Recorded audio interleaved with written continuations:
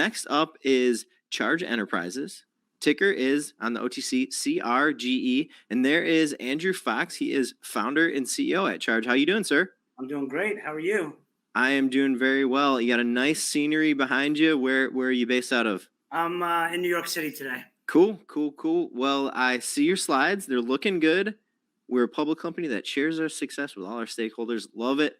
Let's hear about Charge Enterprises, Andrew. Sure. Thank you for having me, and thank you to everyone who's listening in. Really appreciate you taking the time, and look forward to telling you a little bit about our story and our building blocks for success. Some legal stuff. So our history, we started in 2019. We started really as a result of an investment I made in a company called Lime Scooters. Subsequently, since then, we've been very, very busy. From January until today, we've added close to 200 plus people in the company. And as you'll see in a few minutes, we've been very busy. Our senior management team, and I think this is really important, we've really recruited heavily from Fortune 100 companies as we built this team. Our newly named president spent pretty much his entire career at Fortune 100 companies, as did our CFO. But really built a great management team, and I'll get you into the details of it. So what does Charge do? We're building the communication and electrification infrastructure that will kind of power the future. We have two distinct divisions of our business today: infrastructure and communications.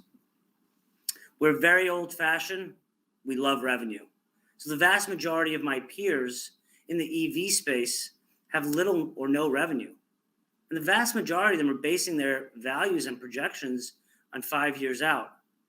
I just couldn't do that. So, we're on a steep trajectory this year to hit 450 million of revenue, up from 80 million last year and almost zero in 2019. What do? We electrify the future and oftentimes do the work that other people don't. And if you think about kind of this EV revolution that's upon us, the infrastructure is just not there. And so we have a mission to make it simple to go electric, build 5G infrastructure, and connect calls. Today, the tailwinds in our business are very, very significant. Just in our two sectors alone, outside of what this government is going to be spending, we're talking about a $224 billion addressable market. What's been earmarked in this government spending for EV and 5G, this multi-trillion-dollar market, is $153 billion. Specifically in that, earmarked just spending for EV infrastructure alone is $88 billion. Now, this is huge. And I would venture to say that the vast majority of these public dollars pale in comparison to the public market opportunity. So what's our strategy? We want to establish ourselves as a global leader in technology, installation, and operation of EV charging systems, portable power banks, and 5G network infrastructure. Our goal is to become the most trusted infrastructure company in the world. And how do we do that? By providing white glove service across the life cycle, which includes design, location selection, engineering, installation, testing, and maintenance. We're in the process in this EV revolution of touching all sorts of various sections of the grid.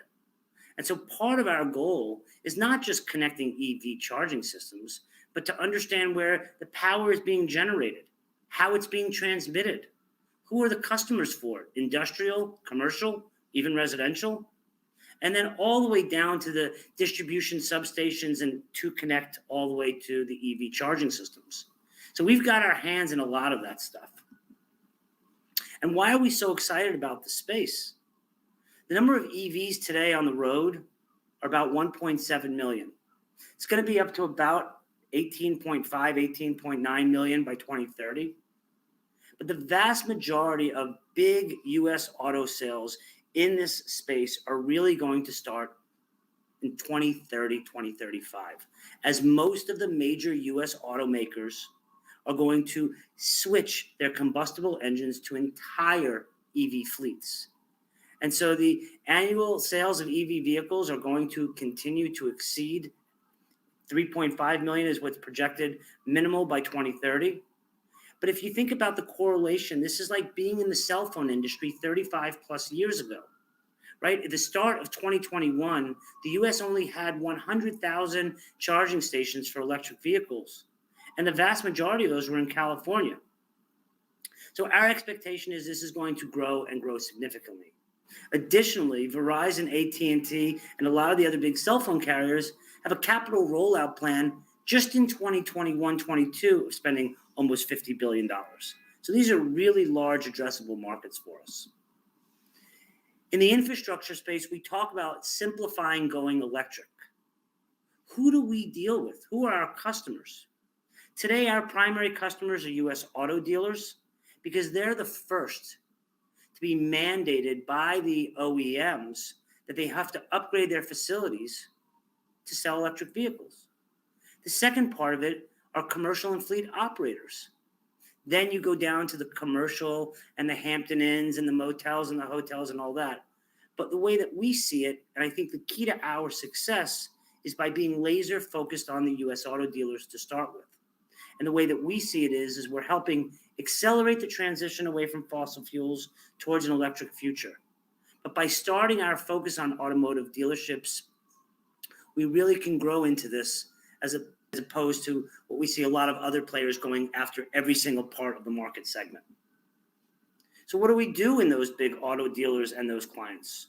We're really doing the behind the scenes work that people don't really see that often, but it's what makes things work. And so we're hardware agnostic. We tailor our service to the requirements of our big customers. And organizations depend on infrastructure companies like ours to provide that behind the scenes work.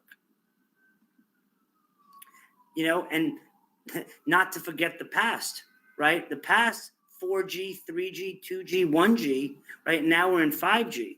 So we're providing engineering, furnishing, and installations for big telecommunication companies.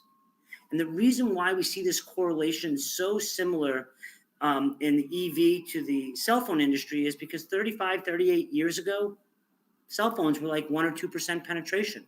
The infrastructure wasn't there to support it. So we feel there's a very direct correlation to that. We also recently launched portable power. The fact of the matter is a lot of us are on the go, and portable power we think of as a critical amenity. Now, we use this critical amenity to not only gather data, but we use it as a bit of a Trojan horse for our electric vehicle installation part of our business. Where we started in 2019 was solving a problem for the scooter industry. And it's a very large addressable market where the vast majority of cities still haven't figured out the infrastructure, but we were an early pioneer in the space and will continue to see that evolve. From a communication standpoint, we have a connected business that operates in 19 countries that connects phone calls globally. We have skill teams around the world that sell these products and services in. And more importantly, it provides a tremendous amount of cash flow for us. So how do we do it? And why do we do it? I think we do it because we see the expectation in the EV space aligning with this infrastructure. And so our investment highlights are quite simple. We're a global business with interlocking capabilities and talent to build value for all of our stakeholders. We've already built a very, very seasoned management team in a very short period of time. We have sales and operational relationships in 19 countries. And like I said at the beginning, we're old-fashioned. We're already in our third year on a run rate to do over $450 million in revenue. So thank you very much. And if you have any questions, I'm happy to answer. Awesome, Andrew. I do have a couple quick questions here. So I'm asking you, but I'm also kind of asking for the industry here. What are some of the key performance indicators that your company is going to be measuring for performance moving forward? And of course, this is going to apply to the probably entire charging electric vehicle infrastructure segment. Yeah, so in the infrastructure space, we're a little less concerned with the utilization rates.